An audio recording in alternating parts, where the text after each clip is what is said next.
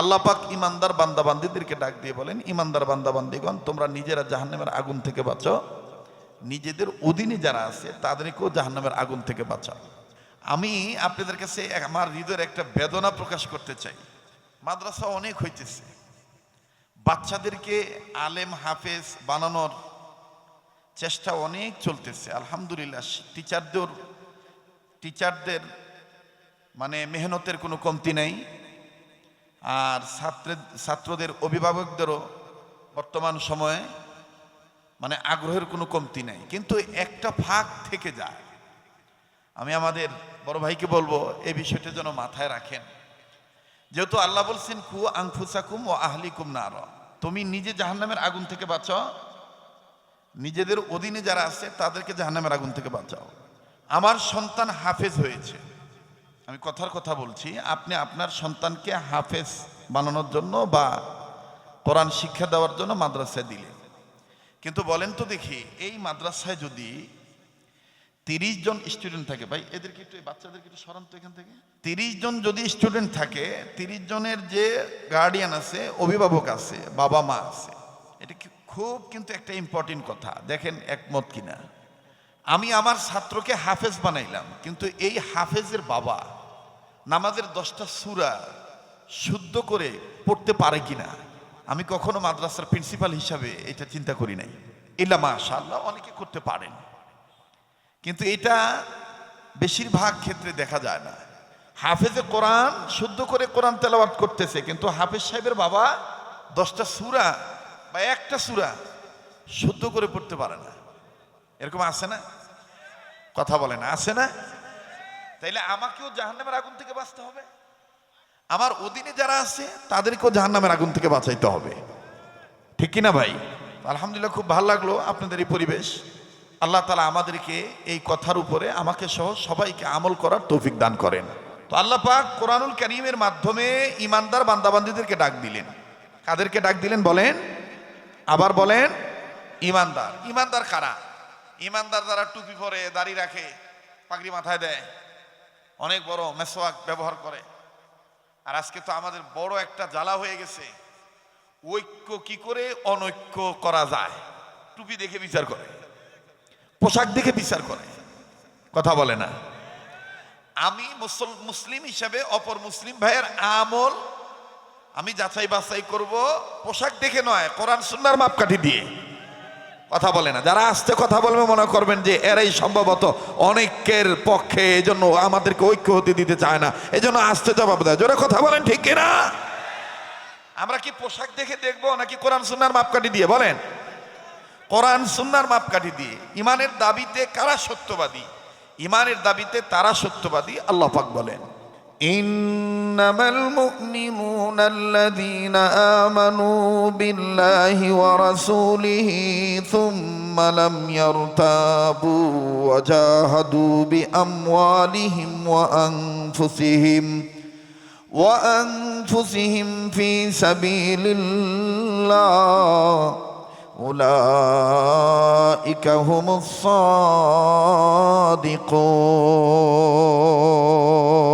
সাদিকুন। আল্লাহু আকবারের সাথে কারো কোনো দুশ্মনী আছে? আল্লাহ মহান, এ কথাটা আস্তে বললে বা জোরে বললে কোনো বাধা আসবে? আল্লাহু আকবার বলতে হবে। আমার বন্ধুগণ, এখনো কিন্তু অনেকে আছে এরকম বলে, যারা নারায়ে তাকবীর আল্লাহু আকবার বেশি বেশি বলে এরা মোল্লাতন্ত্র, এরা জঙ্গির সাথে সম্পৃক্ত।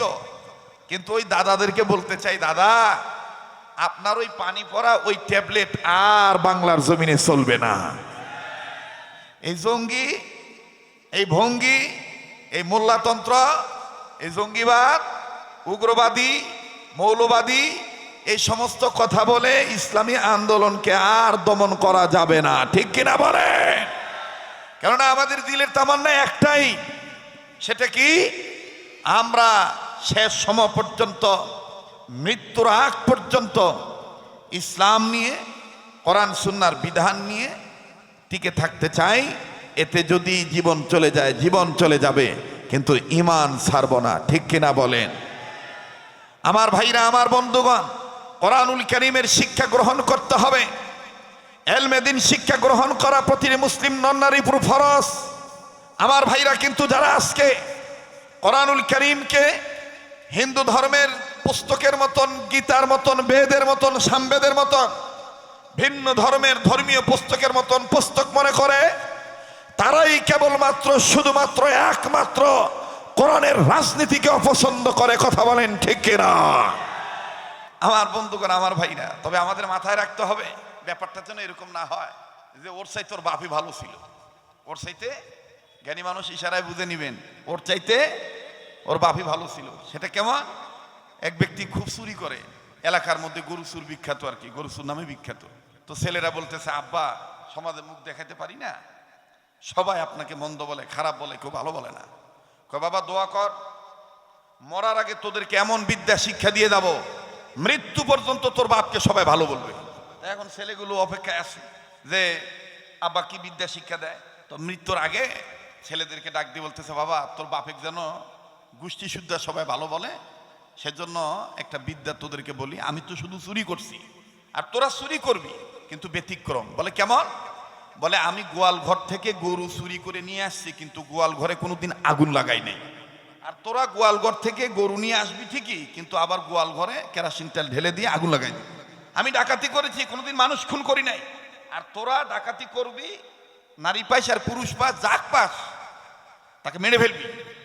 তাহলে দেখবি জীবন ভর মানুষ বলবে যে ওর চাইতে ওর বাপরে, ওদের চাইতে ওর বাপই ভালো ছিল। কথা কয়, ওদের চাইতে ওর বাপই ভালো ছিল। তো হ্যাঁ, তো এখন এই কাম করতেছে, গরু চুরি করে আগুন লাগায় দেয়, ডাকাতি করে মানুষ খুন করে। এখন গ্রামের সবাই বলতেছে, হ্যাঁ রে ওদের চাইতে তোর বাপই ভালো ছিল। ইদানিং কিছু লোক ডাক দিয়ে বলে যে আগেই তো আমরা ভালো ছিলাম। এই আগেই তো আমরা ভালো ছিলাম তারাই বলে, যারা আগে ছিল ছোট চোর, চুরি ধরা পড়ে নাই, এখন চুরি ধরা পড়ার কারণে এখন বিদেশি দাদা বাবুদের তন্ত্র মন্ত্র, রাম বাম চ্যাটার্জি, মুখার্জি, গঙ্গোপাধ্যায়, চট্টোপাধ্যায়, হরিদাস পাল, লেন সেন দাদা বাবুদের এজেন্ডার দ্বারা শক্তিশালী ভাবে বাস্তবায়ন করতে পারতেছে না। তারাই বিভিন্ন ভাবে উস্কানিমূলক কথা দিয়ে বলে আগেই ভালো ছিলাম, ইসলাম ছাড়া কেউ কশিন কেন ভালো থাকতে পারবে না। মোহতারাম হাজিরিন, ইসলাম ছাড়া, কোরআন ছাড়া, কোরআন সুন্নাহর বিধান ছাড়া কেউ কোনোদিন ভালো থাকতে, মুসলমান বিশ্ব মানবতার জন্য একমাত্র মুক্তির পথ কোরআন সুন্নাহর পথ। এই কথাটা কারা কারা স্বীকার করেন? একটু দু হাত তুলে দেখান তো দেখি। আল্লাহ তুমি দেখো কে কে, আল্লাহ হাত তুলেন। আল্লাহ, আল্লাহ তুমি দেখো। আল্লাহ একটু উর্বর জমিনে বর্বরতাকে দাফন করার জন্য একটু আওয়াজ দিয়ে বলেন তো আল্লাহু আকবার। হাত নামান, আবার বলেন আল্লাহু আকবার। আমার ভাইরা, তাহলে ইমানদার বান্দা বান্দিরা নিজেরা জাহান্নামের আগুন থেকে বাঁচবে, অপরকে বাঁচাবে। নির্দেশ কার? আবার বলেন কার? ইয়া আইয়ুহাল্লাযীনা আমানু কু আনফুসাকুম ওয়া আহলিকুম নারা।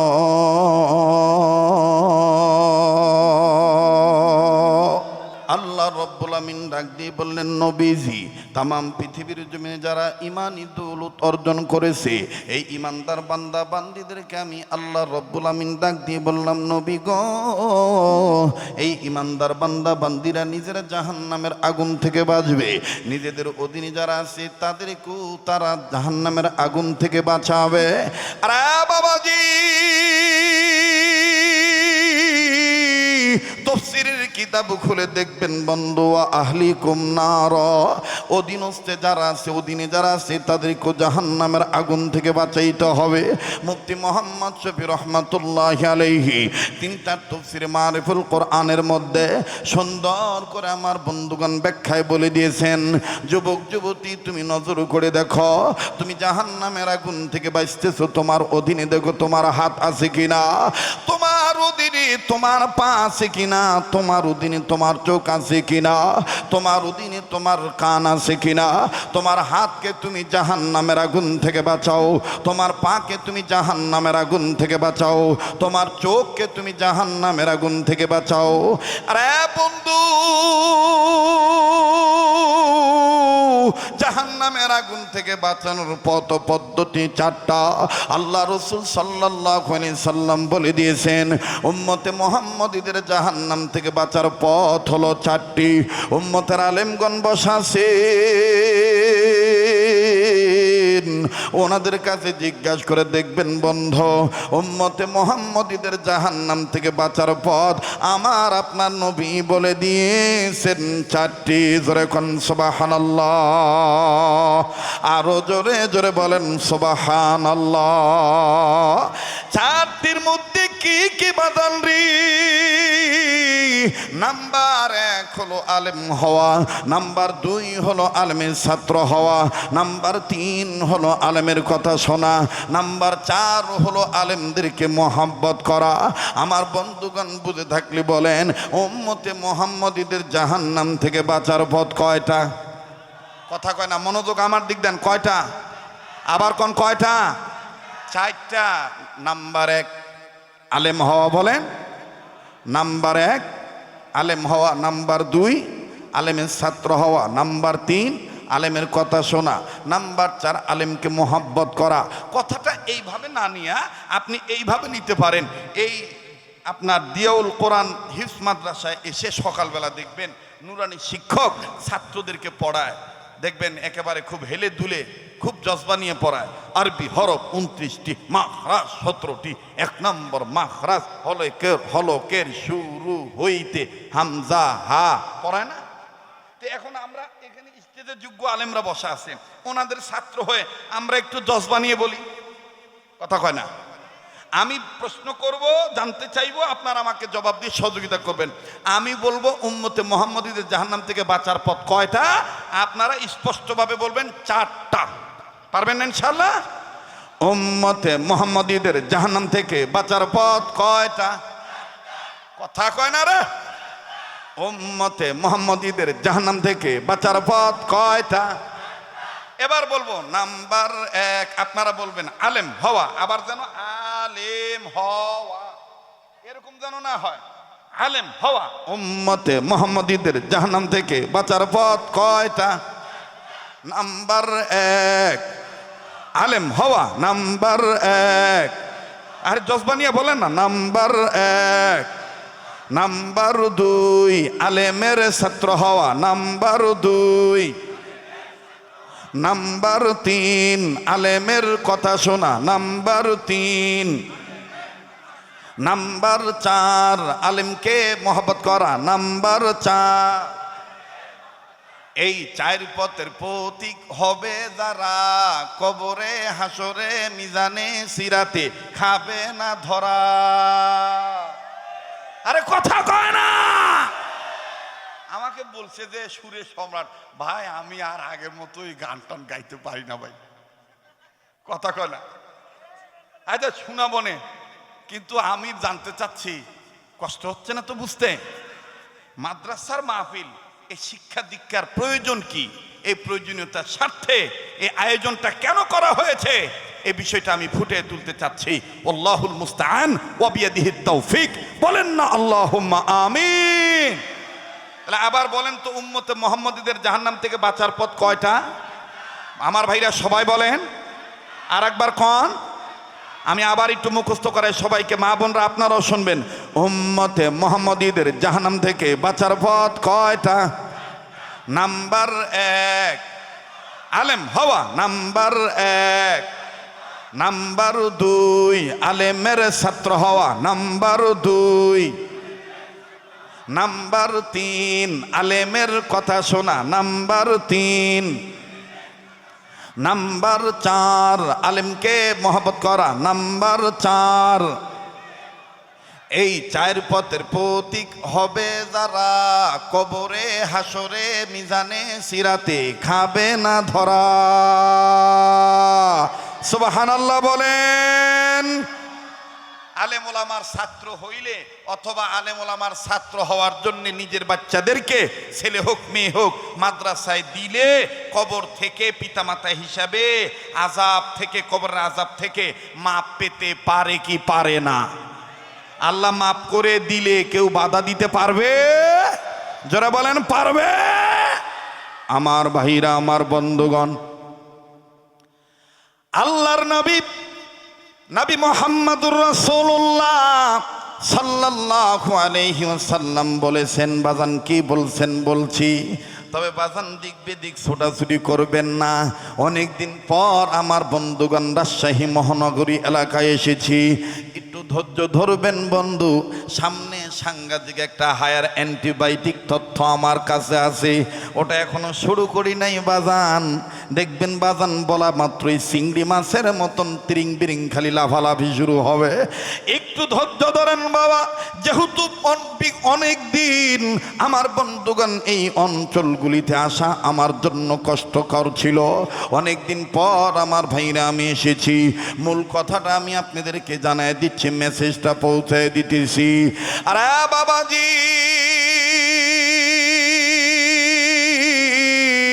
পর্দার অন্তরার মা বোনেরা, কলিজার টুকরা যুবক বন্ধুরা, কেন গো আপনারা নিজের সন্তানদেরকে মাদ্রাসায় দিবেন না? মাদ্রাসায় দিনে আর্মি ছাত্র বানাইলে দেখেন কি লাভ হয়ে যায়। আমার ভাইরা, আমার বন্ধুগণ, এই জমিনের উপরে আসমানের নিচে যত বৃহত্তম তাফসিরগুলো আছে, সর্ববৃহৎ যত বড় বড় তফসির আছে, তার মধ্যে আমার বন্ধুগণ একটা তফসির হলো তফসিরে কাবির। যেই তফসিরে কাবিরের মুসান্নিফ হলো ইমাম ফখরুদ্দিন রাজি রহমাতুল্লাহি আলাইহি।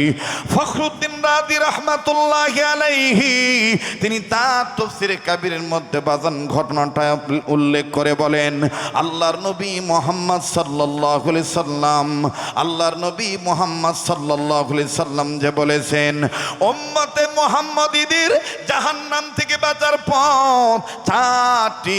নাম্বার 1 হলো আলেম হওয়া, নাম্বার 2 হলো আলেমের ছাত্র হওয়া। দেখেন বাজান, আলেমের ছাত্র হইলে কি লাভ? তাফসীরে কাবীরের মধ্যে লেখা পাওয়া যায়, ইমাম ফখরুদ্দিন রাজি রহমাতুল্লাহি আলাইহি সুন্দর করে তিনি মুসান্নিফের জিম্মাদারি পালন করে লিখে দিয়েছেন, আল্লাহর একজন পয়গম্বর আল্লাহ পাকের নির্দেশে তিনি নিজের কর্মের দিকে যাচ্ছিলেন, নিজের কর্ম করার জন্য তিনি যাচ্ছিলেন বন্ধ। আরে ভাইয়া, নিজের কর্ম করার জন্য তিনি যখন রওনা দিলেন, যাওয়ার সময় আমার বন্ধুগণ একটা কবর দেখলেন। এই কবরের দিকে নজর করে দেখতে পাইতেছেন কবরের ভিতরে দাউ দাউ করে আগুন জ্বলতেছে। আল্লাহর পয়গম্বর, ও বাবাজি কাউকে কিছু না বলি, আল্লাহর পয়গম্বর নিজের কর্ম করার জন্য নিজের কর্মের দিকে অগ্রসর হয়ে গেলেন। কর্ম করার জন্য যখন চলে গেলেন, আমার ভাইরা কর্ম যখন সম্পাদন হয়ে গেল, কর্ম শেষে আল্লাহর নবী, আমার বন্ধুগণ আল্লাহর একজন পয়গম্বর, তিনি সুন্দর করে যখন আবার বেগে আসতেছেন, আবার যখন আমার বন্ধুগণ পুনরায় ওই রাস্তা দিয়ে আসতেছেন, আসার সময় আল্লাহর পয়গম্বর ডাক দিয়ে বলতেছেন, আল্লাহ, একটু আগে যে কবর আযামে আমি আযাব দেখেছিলাম, এই কবরটা আমি আবার একটু দেখবো এখন কোন হালতে আছে কবরওয়ালা। এইবার পয়গম্বর কবরের কাছে দাঁড়াইলেন। আমার বন্ধুগণ কবরের কাছে দাঁড়াইয়া নজর করে দেখতেছেন, আল্লাহ কি দয়ার আল্লাহ, আল্লাহ কি, আল্লাহু আকবার, আল্লাহু আকবার। পয়গম্বর নজর করে দেখতেছেন, একটু আগে যে কবরে আযাব ছিল, এখন আর কবরে আযাব নাই। কবরওয়ালা জান্নাতের বিছানায় ঘুমায়। আওয়াজ দিয়ে বলেন না সুবহানাল্লাহ, আরো জোরে জোরে বলেন না সুবহানাল্লাহ। আমাদের মরণ যেন হয়, আমাদের মরণ যেন হয়, বলেন না, আমাদের মরণ যেন হয়, আমাদের মরণ যেন হয়।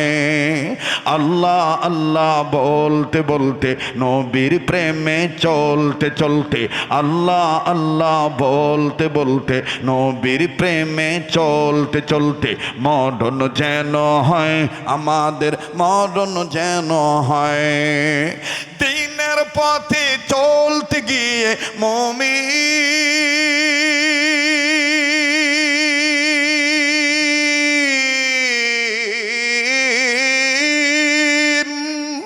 দিনের পথে চলতে গিয়ে গিয়ে হকের কথা বলতে গিয়ে, সবাই বলেন, দিনের পথে চলতে গিয়ে হকের কথা বলতে গিয়ে মরণ কালে কালমা যেন নসিব হয়, আমাদের মরণ যেন হয় আমাদের।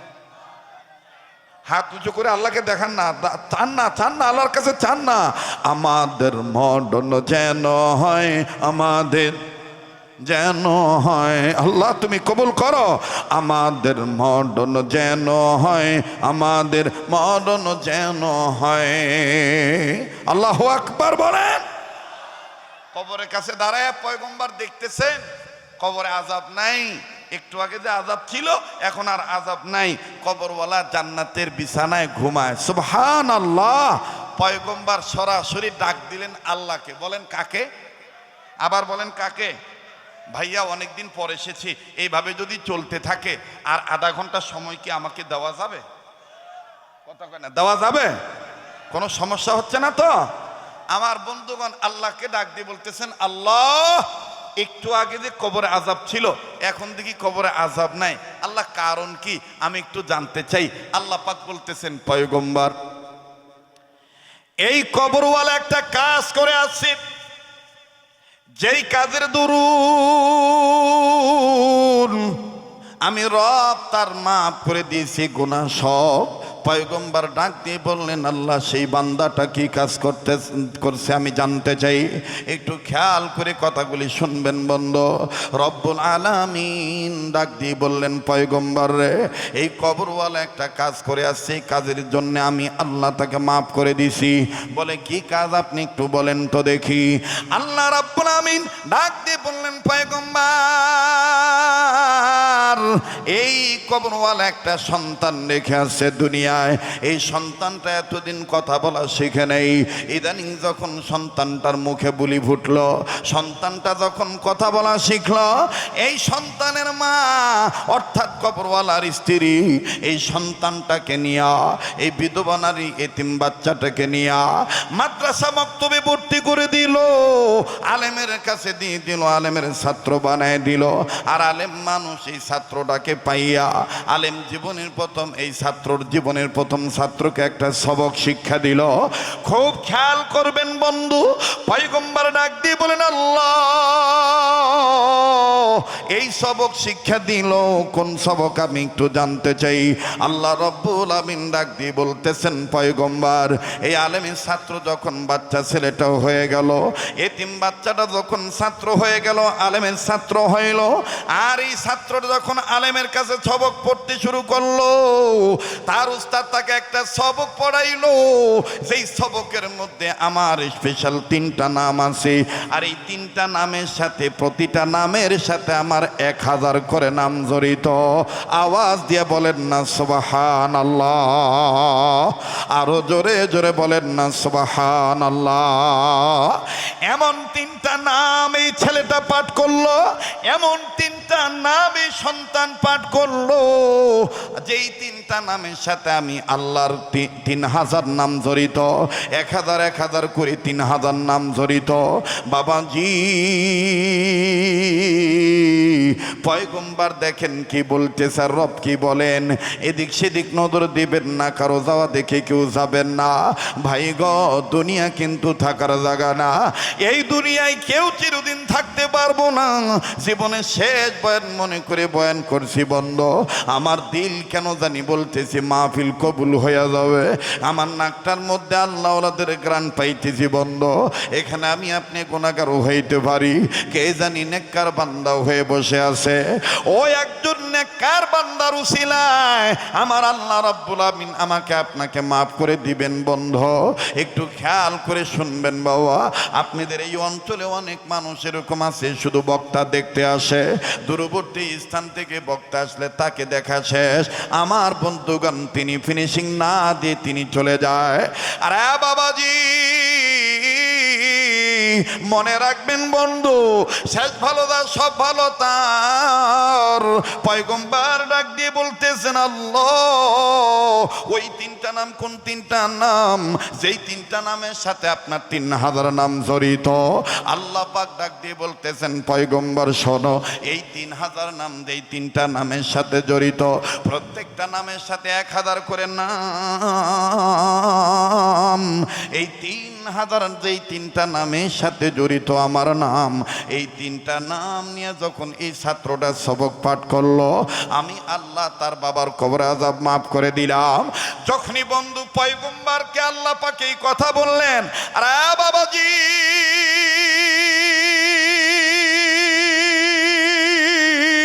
পয়গম্বর ডাক দিয়ে বললেন, মালিক, সন্তান এই সবক পাঠ করার কারণে সন্তানের বাবার কবর আযাব মাফ হইয়া গেল। মাবুদ, আমি সবক পরে জানবো, আমাকে মনের সুখে একটু কান্নাকাটি করতে দেন। আল্লাহ পাক ডাক দিয়ে বললেন, পয়গম্বর তুমি কেন কাঁদতেছ? আমি কিন্তু তোমার অন্তর্যামী হিসেবে সব জানি। তারপর আমি তোমার মুখ থেকে জানতে চাই তুমি কেন কান্নাকাটি করো, আমাকে একটু বলো। বাজান, যেই কথাটা তাফসীর কিতাবের মধ্যে উল্লেখ করা হলো, পয়গম্বর ডাক দিয়ে বলতেছেন, মালিক,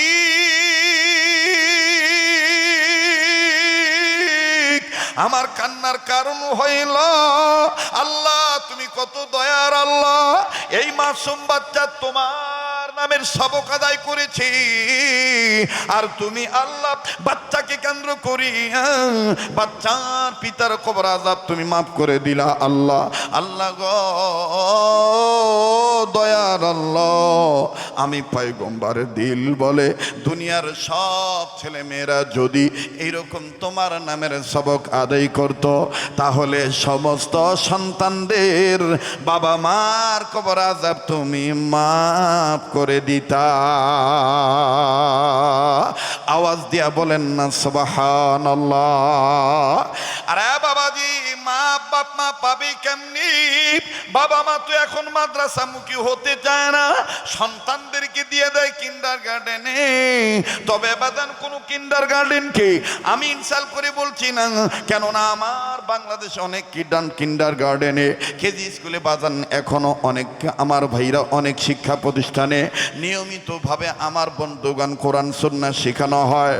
কিন্তু বাজান অধিকাংশ ক্ষেত্রে দেখা যায় যেই কবিতার কোনো ভ্যালু নাই, যেই কথার কোনো অর্থ নাই, যেই কথার কোনো মর্ম নাই, আমার বন্ধুগণ এরকম মর্মহীন কথা, অর্থহীন কথা, নামহীন কথা শিক্ষা দেওয়া হয়।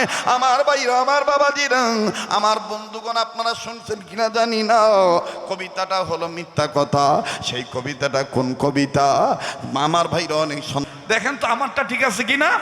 মাগো আমি পর্ব নায়িকারা হাট্টিমা টিম টিম, মাদ্রাসাতে শিখবো যেবার আলিফ লাম আর মিম। বলেন, মাদ্রাসাতে শিখবো যেবার, কথা কয় না, মাদ্রাসাতে শিখবো যেবার সবাই। মাগো আমি পর্ব নায়িকারা হাট্টিমা টিম টিম, মাদ্রাসাতে শিখবো যেবার আলিফ লাম আর মিম।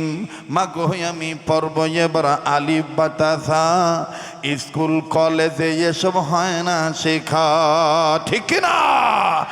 মাগো আমি পড়ব এবার জি,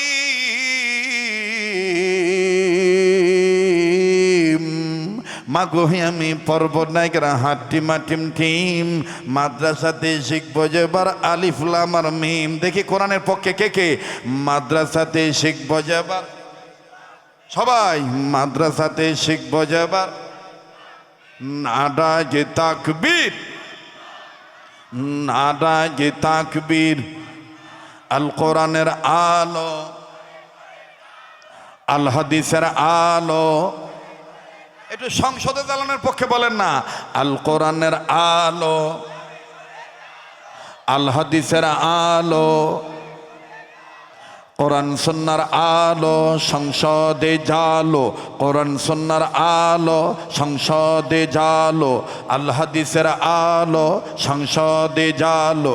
ঘরে বলো কিবা রাষ্ট্রে বলো, বলেন ঘরে বলো কিবা রাষ্ট্রে বলো, অশান্তি দূর করে শান্তি আনি, সমাধান সমাধান চাও যদি জীবনে মরণে, ফিরে যাও খুঁজে নাও চোখ রাখো কোরআনে। সবাই ফিরে যাও খুঁজে নাও চোখ রাখো, সবাই সবাই ফিরে যাও খুঁজে নাও চোখ রাখো, আবার ফিরে যাও খুঁজে নাও সমাধান সমাধান চাও যদি জীবনে মরণে, ফিরে যাও খুঁজে নাও চোখ রাখো কোরআনে, ফিরে যাও খুঁজে নাও চোখ রাখো কোরআনে।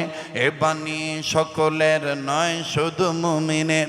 কোরআন কি শুধু জামাত ইসলামের? কোরআন কি শুধু চরমনার পীরের?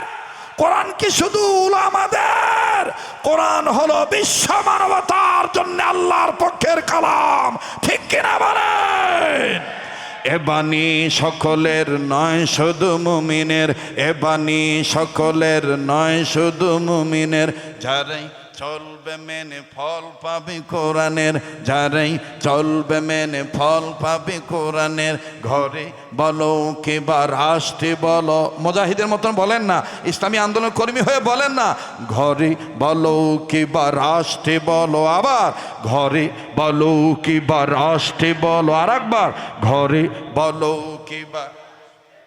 অশান্তি দূর করে শান্তি আনি, সমাধান সমাধান চাও যদি জীবনে মরণে, ফিরে যাও খুঁজে নাও চোখ রাখো, আর একবার ফিরে যাও খুঁজে নাও।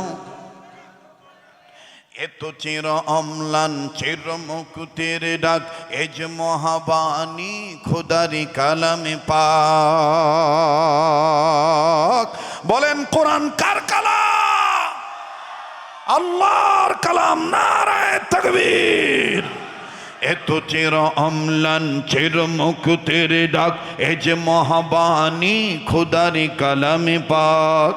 এই দুনিয়া আর সেই দুনিয়া, এই দুনিয়া আর সেই দুনিয়া, মুক্তি পাবে তুমি দো জাহানি। সমাধান সমাধান চাও যদি জীবনে মরণে, ফিরে যাও খুঁজে নাও চোখ রাখো, আবার ফিরে যাও খুঁজে নাও। ও ভাই, আলেমদের দিকে তাকাইলেও সওয়াব হয়। কোরআনের হামিল যারা, কোরআন যাদের সিনায় আছে, এই সমস্ত আলেমদের ছাত্র হইলেও সওয়াব, এই সমস্ত আলেমদের কথা শুনলেও সওয়াব, এই সমস্ত আলেমদেরকে মহব্বত করলেও নেকি পাওয়া যায়, ঠিক কিনা বলেন? দেখেন কেমন নেকি পাওয়া যায়, কথায় কথা বেড়ে যায়। আপনারা ভুলে যাবেন না যে হুজুর ওই কবর ওয়ালার ছেলেটা কি তিনটা নাম নিয়েছিল, যে তিনটা নামের সাথে প্রত্যেকটা নামের সাথে আল্লাহর 1000 করে নাম লাগানো। কষ্ট হবে একটু সময় দিতে, কিন্তু কথায় কথা বেড়ে গেল, এই জন্য আমি কথাটা নিয়ে আসতেছি। উম্মতের যারা আলেম আছেন, বিশেষ করে যারা কওমি মাদ্রাসার হুজুর আছেন, আমার ভাইরা, আমার বন্ধুগণ, ওনাদের কাছে জিজ্ঞেস করে দেখবেন, এবং আলিয়া মাদ্রাসার হুজুররাও এই বিজ্ঞ আলেমের নাম আপনারা জানেন। আলেম, সেই আলেম ব্যক্তির নাম হলো মুফতি রশিদ আহমদ গঙ্গুহি রহমতুল্লাহ আলাইহি। বলেন কি না? মুফতি রশিদ আহমদ গঙ্গুহি রহমতুল্লাহ আলাইহি। আমি বারবার বলতেছি, পায়ে হাত দিয়ে বলতেছি, কেউ যদি চলে যায় তাকে চলে যেতে দিবেন, কারো যাওয়া দেখে কেউ যাবেন না। আমি আবার একটু ভিন্ন ধরনের, আমি মোটামুটি কমপক্ষে 1-1.5 ঘন্টা 2 ঘন্টা সময় না নিলে ওয়াজ আমি করতে পারি না। পুরান চাউল ভাতে পারে, পুরান চাউল ভাতে পারে, ঠিক আছে না? আপনারা আছেন তো নাকি? আল্লাহ কবুল করুক। তো রশিদ আহমদ গঙ্গুহি রহমতুল্লাহ আলাইহি ওই সময় আলেমদেরকে উনি বায়াত করাইতেন, আলেমরাও ওনার কাছে বায়াত হইতেন। আমার ভাইরা, আমার বন্ধুগণ, মুফতি রশিদ আহমদ গঙ্গুহি রহমতুল্লাহ আলাইহি একজন আলেমের বাড়িতে আমার বন্ধুগণ বিনা নোটিশে চলে গেছেন। 7 জন 6 জন 8 জন আলেমদেরকে সাথে নিয়ে চলে গেছেন। বাবাজি বারবার অনুরোধ করে বলবো, কেউ কারো দিকে তাকাইবেন না, আমার দিক তাকিয়ে থাকেন বন্ধু। এই পাগলের দিকে তাকাইলে ঠকবেন না। এই পাগলকে আল্লাহ পাক বারবার মক্কা মদিনায় নিয়ে যায়। প্রতিটি বছরের মধ্যে আল্লাহ আমার বন্ধুগণ কয়েকবার নিয়ে যায়। আরে বাবাজি এই কাবা ধরা হাত নিয়ে আমি আপনাদের জন্য দোয়া করব, হাত তুলে দোয়া করব। বন্ধু আজকে দোয়ার না ফিরে দিবে না, দিলের মধ্যে কেমন জানি একটা আমার বন্ধুগণ শান্তি অনুভব হইতেছে, পিস অফ মাইন্ড, আত্মপ্রশান্তি লাভ করতেছি। আরে বন্ধু রে ভাইয়া, মনে হচ্ছে আপনারা আমার অনেক দিন ধরে বাজার নিয়ে একেবারে আপনজন, আপনাদের আপন হয়ে আমার বন্ধুগণ স্বজন বানিয়ে কথাগুলি বলছি, খুব খেয়াল করবেন বাবা।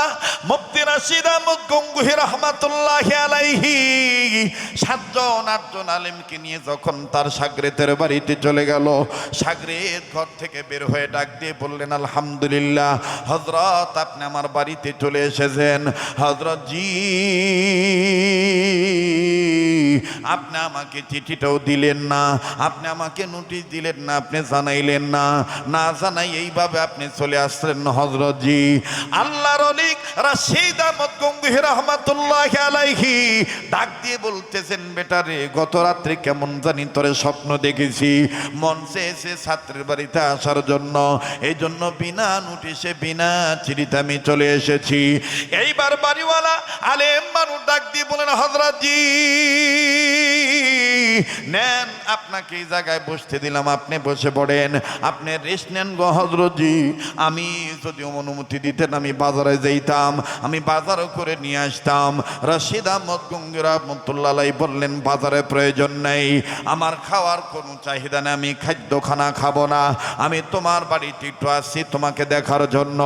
ভাইরা আমার, আলেমের ছাত্র হইলি আলেমের কথা শুনলে দেখেন কেমন লাভ। আল্লাহর ওলি মুফতি রাশিদ আহমদ গঙ্গুহি রাহমাতুল্লাহি আলাইহি বললেন, আমার খানার কোনো চাহিদা নাই।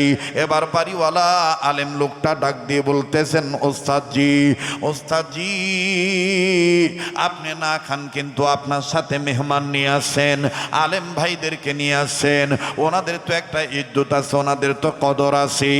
আপনার নেক সহবতে থাকিয়া আমি শিখেছি মেহমানদারি করানো সুন্নত, মেহমানদের কদর করা সুন্নত। কাজী বিদায় আমি বাজারে যাবো, বাজার থেকে আমি বাজার নিয়ে আসবো, এদের মেহমানদারি করাবো। রাশিদ আহমদ গঙ্গুহি রহমাতুল্লাহি আলাইহি ডাক দিয়ে বললেন, বেটারি, বাজারে যাইবা ভালো কথা, তবে বাজারে যাওয়ার আগে এক বদনা পানি আমার এনে দাও, আমি এক বদনা পানি দ্বারা আমি একটু অজু বানাবো, অজুর পানি তুমি এনে দাও। এবার রাশিদ আহমদ গঙ্গুহি রাহমাতুল্লাহি আলাইহির খাস শাগরেদ এক বদনা পানি দ্বারা আমার বন্ধুগণ আনি পানি এনে দিলেন, অজু করবে। আল্লাহর ওলি ও বাবাজি এই বদনা থেকে পানি নিয়ে যখন বাজান তিনবার করে অঙ্গ প্রত্যঙ্গ ধুইতেছেন, বিসমিল্লাহ আমার বন্ধুগণ বিসমিল্লাহ বলে সর্বপ্রথম যখন ডাইন হাতের কবজি 3বার ধুইলেন, বাম হাতের কবজি 3বার ধুইলেন। এবার দ্বিতীয়বার যখন বিসমিল্লাহ বলে মুখের মধ্যে পানি দিবে, ভাই গো, মুখের মধ্যে পানি দিয়ে কেমন জানি আল্লাহর ওলি রাশিদ আহমদ গঙ্গুহি রাহমাতুল্লাহি আলাইহি বোবার মতন হয়ে গেল। পানি আর বের করেন না, পানি গিলেন না, পানি ফেলেন না, আমার বন্ধুগণ পানি ফেলেও দেন না, পানি গিলেও নেন না। উপস্থিত জনতা, উপস্থিত উলামায়ে কেরাম, আবারও বলতেছি আল্লাহর হস্তে কেউ এদিক সেদিক তাকাবেন না। বাবাজি জীবনের শেষ বয়ান মনে করে বয়ান করছি। আল্লাহর ওলি রাশিদ আহমদ গঙ্গুহি রাহমাতুল্লাহি আলাইহি আমার বন্ধুগণ মুখের মধ্যে পানি দিয়ে পানিটা বেরও করেন না, পানিটা গিলেও খান না। লোকেরা ডাক দিয়ে বলতেছেন, ঘটনা কি হয়ে গেল? রাশিদ আহমদ গঙ্গুহি কেন পানি মুখের মধ্যে নিয়ে চুপ করে বসে থাকলো? কেন মুখটা থেকে পানি বের করেন না বা গিলে ফেলেন না? হঠাৎ করে নজর করে দেখা গেল আল্লাহর ওলি রাশিদ আহমদ গঙ্গুহি রাহমাতুল্লাহি চোখ দুইটা লাল হয়ে গেছে, চোখ থেকে পানির ফোঁটা আমার বন্ধুগণ বৃষ্টির মতন ঝরঝর করে পড়তেছে। আল্লাহর ওলি কান্দে। আমার ভাইরা, আমার বাবাজিরা, আল্লাহর ওলি এবার চোখের পানি মুছে দিয়া মুখ থেকে পানিগুলি আমার বন্ধুগণ ফেলে দিয়া উপস্থিত আলেমদেরকে ডাক দিয়ে বলতেছেন, পরে বলবো ঘটনা, আগে তোমরা যে যে অবস্থায় আছো আমার কাছে আসো গো, আমার চতুর্দিকে দাঁড়ায় তোমরা কালেমা শরীফ লা ইলাহা ইল্লাল্লাহর জিকির করো। আওয়াজ দিয়ে বলেন না সুবহানাল্লাহ। এবার সম্মিলিতভাবে ও বাবাজি সবাই দাঁড়াইলি। দিন সবাই চতুর্দিকে দাঁড়ায় যখন লা ইলাহা ইল্লাল্লাহর জিকির করতেছিলেন, বাবাজি এক পর্দা রশিদ আহমদ গঙ্গী রহমতুল্লাহ আলাইহি, আমার বন্ধুগণ আমার ভাইরা, রশিদ আহমদ গঙ্গী রহমতুল্লাহ আলাইহি তিনি আস্তে করে আমার বন্ধুগণ ওই জিকিরের মধ্যখান হতেই দাঁড়িয়ে গেলেন। দাঁড়িয়ে দুই হাত উঁচু করে কান্দে আর ডাক দিয়ে বলে, আল্লাহ ওগো মালিক, ওই কবরওয়ালার কবর আযাব তুমি মাফ করে দাও, ওই কবরওয়ালার কবর আযাব তুমি মাফ করে দাও, ওই কবরওয়ালার কবর আযাব তুমি মাফ করে দাও। আলেমগণ বুঝতেছেন না কি হয়েছে ঘটনা বাবাজি। এরপরে রশিদ আহমদ গঙ্গী রহমতুল্লাহ আলাইহি এইভাবে ক্ষমা প্রার্থনা করার পরে আমার বন্ধুগণ দোয়া শেষ করার পরেই আবার ডাক দিয়ে বলে, পানিটা তুমি আমারে পাল্টায় দাও। এবার বাজান বাড়িওয়ালা আবার পানিটা পাল্টায় দিলেন, আবার নতুন করে বদনা পুরা করে পানি যখন এনে দিলেন বাবাজি, এই পানি দ্বারা যখন রশিদ আহমদ গঙ্গী রহমতুল্লাহ আবার ওযু শুরু করলেন, ওযু করার জন্য মুখে পানি দিলেন। এখন আর রশিদ আহমদ গঙ্গী মুখ থেকে পানি ফেলে দিলেন না, ওযু কমপ্লিট হয়ে গেল। ও বাবাজি, আর ওযু শেষে আসমানের দিকে তাকায় কালেমা শাহাদাত পাঠ করার পরে এবার রশিদ আহমদ গঙ্গী বলতেছে, জলদি জলদি তুমি আমার জলদি করে নামাজের মুসাল্লা দাও, আমি 2 রাকাত নামাজ আদায় করব। আমার ভাইরা আমার বন্ধুগণ 2 রাকাত নামাজ আনতে নামাজ শেষ হওয়ার পরে এবার রশিদ আহমদ গঙ্গী রহমতুল্লাহ আলাইহি উলামায়ে কেরামগণ বলেন, হযরত জি কে হো গই, হযরত কি হয়েছে একটু বলেন তো দেখি। রশিদ আহমদ গঙ্গী রহমতুল্লাহ আলাইহি বলেন, তাইলে শোনো বেটা, তুমি যেই বদনা পুরে আমাকে পানি এনে দিয়েছো, এই বদনাটা তো মাটির বদনা। বলে হ্যাঁ। উপস্থিত রাজশাহীর বাবারা ভাইরা আপনারা অনেক মুরব্বী আছেন এই জায়গায়, এক সময় মাটির বদনার প্রচলন ছিল, এক সময় মাটির বদনার প্রচলন ছিল। রশিদ আহমদ গঙ্গী রহমাতুল্লাহ আলাইহি ডাক দিয়ে বলতেছেন, এই মাটির বদনা দিয়ে যখন তুমি আমাকে পানি এনে দিলা, পানি এনে দেওয়ার পর এই বদনা থেকে যখন আমি পানিটা হাত ধৌত করার পরে তিনবার 2 হাত ধোয়ার পরে কবজি পর্যন্ত 2 হাত ধোয়ার পরে যখন আমি পানিটা মুখের ভিতর নিলাম, মুখের ভিতর নেওয়ার পরে আমি অবাক হয়ে গেলাম। বলে কি হইল হুজুর আপনি একটু বলেন তো দেখি। রশিদ আহমদ গঙ্গী রহমতুল্লাহ আলাইহি বলেন, পানিটা মুখের ভিতর নেওয়ার পরে এমন তিতা, যেই তিতা কোনোদিন আমার জবানে আমি লাগে নাই, যেই তিতা কোনোদিন আমি অনুভব করতে পারি নাই, আজকে এমন তিতা লাগলো এই মাটির বদনার পানি। আমি মুখে নিয়ে আল্লাহকে ডাক দিয়ে বললাম, আল্লাহ হঠাৎ করে পানি কেন এরকম তিতা হয়ে গেল বুঝলাম না। আল্লাহ রাব্বুল আমিনকে যখন আমি এইভাবে বলতেছিলাম, দিলে দিলে আমার আল্লাহ রাব্বুল আমিন আমাকে জানায় দিলেন, মুফতি রশিদ রে, বান্দা রশিদ, ও বান্দা আব্দুর রশিদ, তুমি শুনে নাও, শুনে নাও, শুনে নাও, আমি আল্লাহ তোমাকে জানাই দিতেছি, যেই মাটির বদনাতে তুমি ওযু করতেছো পানি আনিয়া, এই মাটির বদনা যে এলাকার মাটি দিয়ে বদনাটা বানানো হয়েছে, ওই এলাকার মধ্যে আমার বান্দা তুমি শুনে নাও, ওই এলাকার মধ্যে একটা কবর আছে, এই কবরে সাংঘাতিক আযাব হইতেছে। ও আল্লাহর বান্দা, আমি রব তোমাকে বলে দিতেছি, ওই কবর আযাব হওয়ার দরুন মাত্র এলাকার সমস্ত মাটি তিতাও হয়ে গেছে, আর ওই মাটি দ্বারা এই বদনাটা বানানো হয়েছে। এটা আমি আল্লাহ তোমার মুখে ধরায় পড়ায় দিলাম। বাবাজি, যারা আল্লাহর ওলি হয়, যাদের সম্পর্ক কোরআনের সাথে থাকি, যাদের বসিরতের চক্ষু খোলা বাজান, তাদের ইলমে মারিফত জানা আছে, তাদের কিন্তু বাজান অন্তর চক্ষু খোলা, তাদের কিন্তু দিল খোলা, তাদের দিলের চক্ষু খোলা। রশিদ আহমদ গঙ্গী রহমাতুল্লাহ আলাইহি ডাক দিয়ে বলতেছেন, বাবাজি তখন আমি টেনশনে পড়ে গেলাম, হায় হায় কবরওয়ালার কবর আযাব এখন কেমনে বন্ধ করা যায়, আল্লাহ পাক কোন উসিলায় যে মাফ করবে আল্লাহ ভালো জানে। এরা বাবা শোনো, আমি কিতাবের দিকে নজর দিয়ে দেখলাম, ও রাজশাহী মহানগরীবাসী, আমি আপনাদের কাছে জানাই দিই, আপনারা ওইটা জেনে নেবেন। উপস্থিত যারা কওমি মাদ্রাসার হুজুরগণ আছেন অথবা আলিয়া মাদ্রাসার হুজুরগণ আছেন, সারা বাংলাদেশের কওমি মাদ্রাসার মধ্যে উম্মুল মাদারিস দারুল উলুম মঈনুল ইসলাম হাটাজারি মাদ্রাসা চট্টগ্রামে অবস্থিত। এই চট্টগ্রাম হাটাজারি মাদ্রাসার একজন প্রবীণ মুরব্বী ছিলেন, যার নাম হলো মাওলানা জমির উদ্দিন রহমাতুল্লাহি আলাইহি।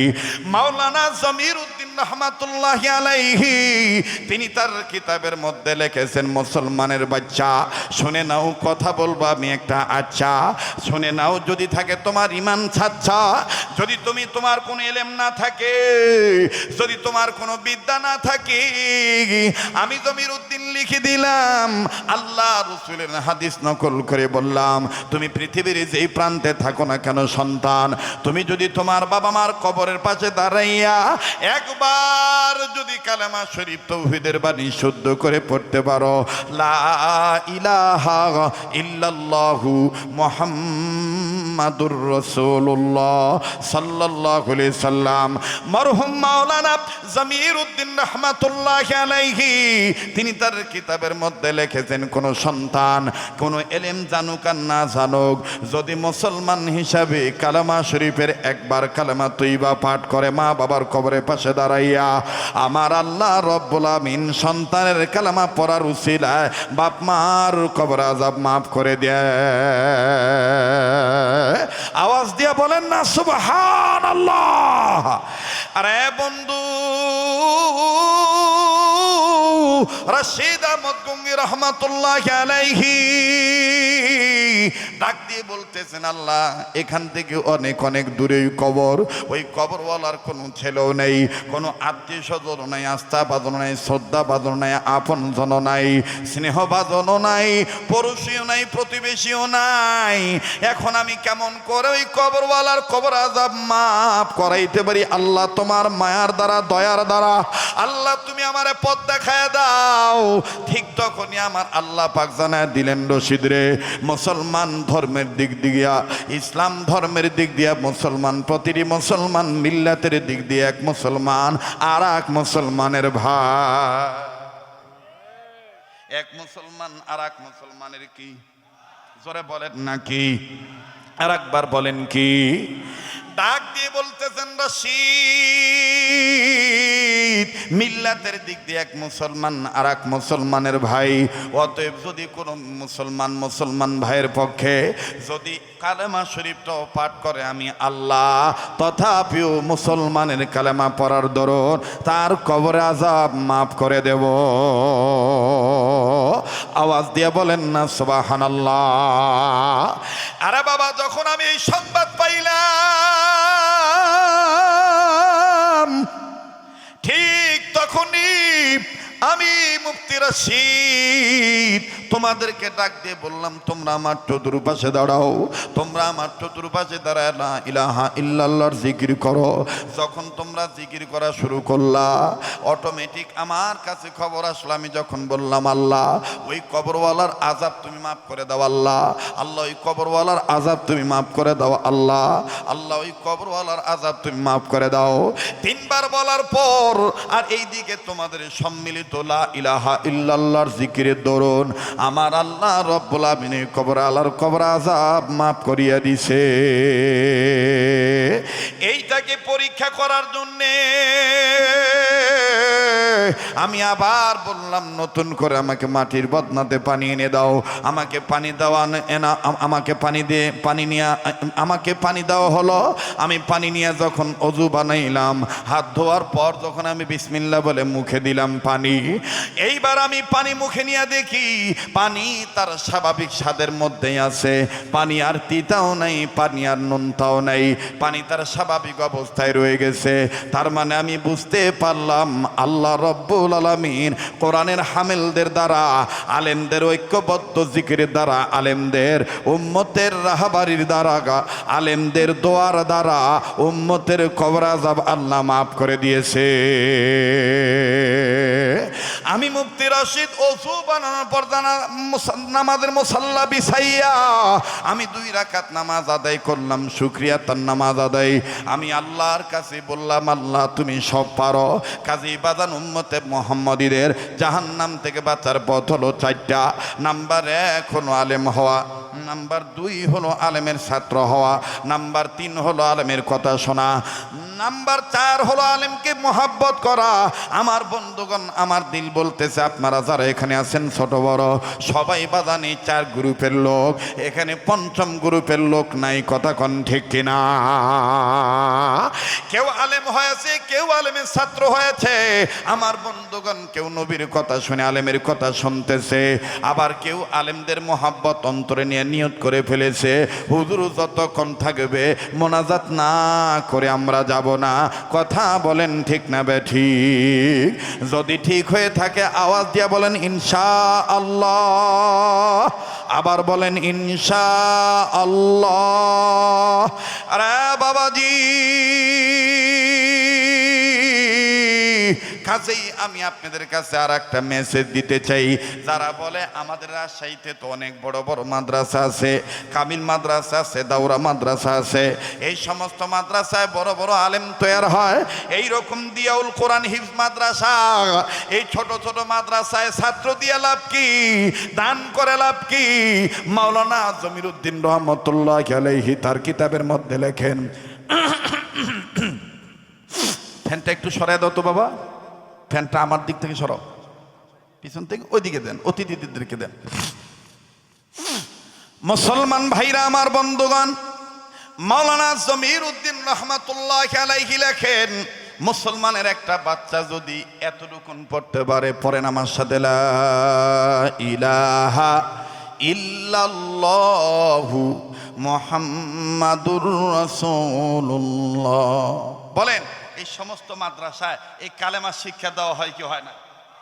দেখবেন কারি সাহেবেরা সকালবেলা নুরানি শিক্ষকেরা ছাত্রদেরকে পড়ায় কালেমায়ে তাইয়্যিবা, কথা কয় না, পড়ায় না? লা ইলাহা ইল্লাল্লাহু মুহাম্মাদুর রাসূলুল্লাহ। আল্লাহু আকবার কোন? মাওলানা জমিরুদ্দিন রহমতুল্লাহ লেখেন, এতটুকু নেই কালেমাটাও যদি তুমি মুসলমানের আওলাদ হয়ে শুদ্ধ করে পড়তে পারো, তোমার মৃত বাবা মার কবরের পাশে দাঁড়াইয়া আল্লাহ তাআলা তুমি সন্তানের কালেমা পড়ার উসিলায় তোমার বাপ মাকে মাফ করে দিতে পারে। মাফ করার মালিক কে? কথা কয় না, মাফ করার মালিক কে? মুহতারাম হাজিরিন, আজকে সেই বাবা মার জন্য দোয়াটাও করতে যায় না। বক্তা দেখে আসছি, বক্তা খুব ভালো ওয়াজ করে, বক্তার কণ্ঠ অনেক ভালো। আরে ভাই, ভালো তো সবই ভালো, কিন্তু আপনি কেন এরকম কালো? আপনার মন কেন এত কালো?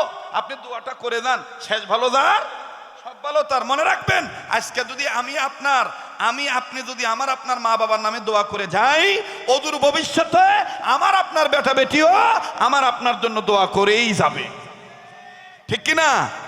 আর আজকে যদি ফাঁকি দিয়ে যান, আমার আপনার বেটা বেটিরাও আমাকে আপনাকে ফাঁকি দিয়ে যাবে। কামা তাদিনু তুদানু, যেমন কর্ম তেমন ফল।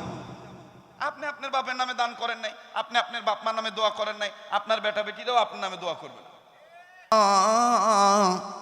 যখন এইভাবে বললো বাবার কাছে যাব, নজর করে দেখলাম রে বন্ধু, ছেলেটার গায়ের গেঞ্জি ঘামের পানিতে ভিজা। ও মুরব্বী বাবারা, ও মুরব্বী মায়েরা, আমার বোনেরা, আমার যুবক বন্ধুরা, আমার ভাইয়েরা, পর্দার আড়ালের বোনেরা, কোন বাবারে তুমি দোয়া করো না? কোন মায়ের জন্য তুমি দিল নরম করো না? একটু দিলটা নরম করে দাও। আপনাদের অনেকের জানা আছে, রাত্র যত গভীর হবে এই পাগলের কণ্ঠ ততই ক্লিয়ার হতে থাকবে। এটা আমার আল্লাহর দান। আমার বন্ধুগণ, দীর্ঘদিন যাবত ওয়াজ মাহফিলের ময়দানে আল্লাহ রেখেছেন কেবলমাত্র আপনাদের দোয়ার বরকত, বুজুর্গ ওলামায়ে কেরামদের দোয়ার বরকত, আপন মা বাবার খেদমতের দোয়ার বরকত। ভাই গো, এবার এই ছেলেটাকে নজর করে দেখতে পাইলাম, ছেলেটার গায়ের গেঞ্জির ঘামের পানিতে ভিজিয়া রয়েছে। বাবাজি বিভিন্ন জায়গায় ধুলাবালি লাগানো। ছেলেটা ধুলাবালি মুছে আর কাদো কাদো ভাব নিয়ে বলে, আজ আমি আর খেলবো না, আজকে আমি আমার বাবার কাছে যাইতেছি, আমার বাবা আছে। অবাজান ধুলাবালি জর্জরিত গেঞ্জি নিয়া, ঘামের পানিতে ভিজা রয়েছে সেই গেঞ্জি পড়িয়া, দুর্গন্ধযুক্ত শরীর লইয়া বাবার পানে যখন দৌড় মারলো, আরে ভাইয়া নজর করে দেখতে পাইলাম বাবা সন্তানের দৌড় মারা দেখিয়া মোটো পিছপা হইলেন না, দোনোটা হাত উপরের দিকে তুললেন আর নিচের হাতের টোপলাগুলি নিচে রাখলেন, একটু ঘৃণা করলেন না, দুই হাত বাড়ায় দিয়া ডাক দিয়ে কয়, আয় বেটা আয় আমার বুকে আয়। আমার বন্ধুগণ ওই সময় মনে পড়ে গেল, আহারে আমরা সন্তানের অনেক সময় বাবা ঘেমে থাকলে, বাবার গায়ে যদি একটু হালকা ঘামের দুর্গন্ধ থাকে, বেটা বেটিকে ডাক দিলে অনেক বেটা বেটি বলে, না বাবা তুমি নোংরা, তোমার গায়ে গন্ধ বলতেছে, তোমার কোলে যাব না। অথচ এর নাম বাবা। সন্তানের নোংরা কাপড়ের দিকে দেখলেন না, ধুলাবালি জড়িত ঘামের পানিতে ভিজা গেঞ্জি ছেলেটার গায়ে পরিত, এই ছেলেটার দিকে বাবা নোংরার দিকে তাকাইলেন না, বাবার ভালোবাসার দিকে, স্নেহ মাখা মমতার দিকে, সন্তানের আদর দিকে তাকাইলেন।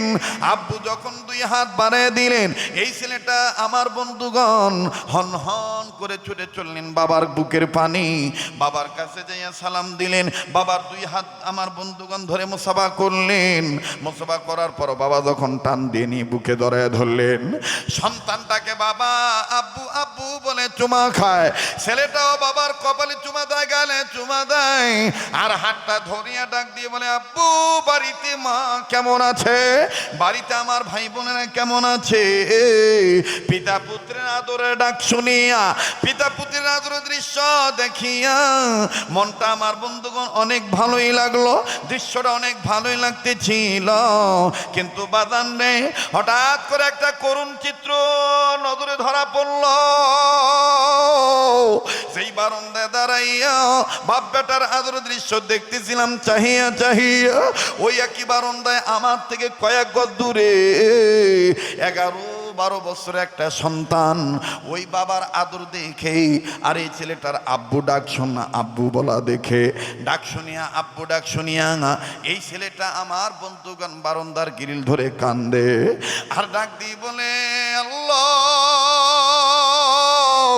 আমার আব্বু কি আর কোনোদিন আসবে না, আমার বাবা কি আর কোনোদিন আমার বুকে নিবে না।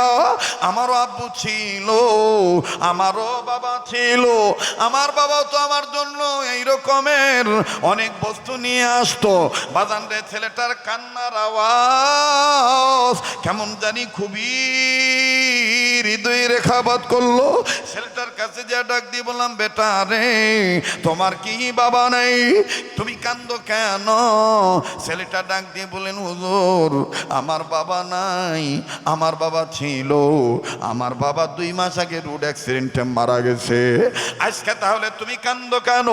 এই ছেলে কান্দার ডাক দিয়ে বলে, হুজুর এই ভাইয়ার আব্বু ডাক দেখিয়া আর এই ভাইয়ার আব্বার আদর করা দেখিয়া আমার আব্বার কথা মনে হয়ে গেছে, আমি এই জন্য কান্দি। হুজুর এই ভাইয়ার আব্বার মতন আমার বাবা আমার জন্য অনেক কিছু নিয়ে আসতো, হুজুর এই ভাইয়ার আব্বার আদর দেখে আমার আব্বার কথা মনে হয়ে গেছে, এই জন্য কাঁদতেছি। বাজান আল্লাহর কসম করে বলি, ওই দিনই পুরাপুরি আমার বন্ধুগণ হৃদয়ের মধ্যে দাগ কেটেছে। যার বাবা নাই সেই জানি কত বড় নিয়ামত নাই, যার আছে সে বুঝতে চায় না। আমি জানি না এই ময়দানে কার বাবা নাই, এই ময়দানে কার মা নাই। ওই মা বাবার জন্যে, ওই বাপ মার জন্যে মায়ার সন্তান হইয়া এই কাবা ধরা হাতের সাথে হাত উঠাইয়া এই মুসাফির বান্দার সাথে বাবাজি ওই মা বাবার জন্য দোয়া করে যাবেন একসাথে হাত তুলিয়া। আমি দেখতে চাই কোন কোন ভাই বোনের অন্তরে, কোন কোন বাবা মার অন্তরে মা বাবার দরদ আছে, একটু ওয়াদা দেন তো দেখি আমার সাথে দোয়া না করে যাবেন না। লিল্লাহে তাকবীর। আল্লাহ আপনি কবুল করেন, বলেন আমিন।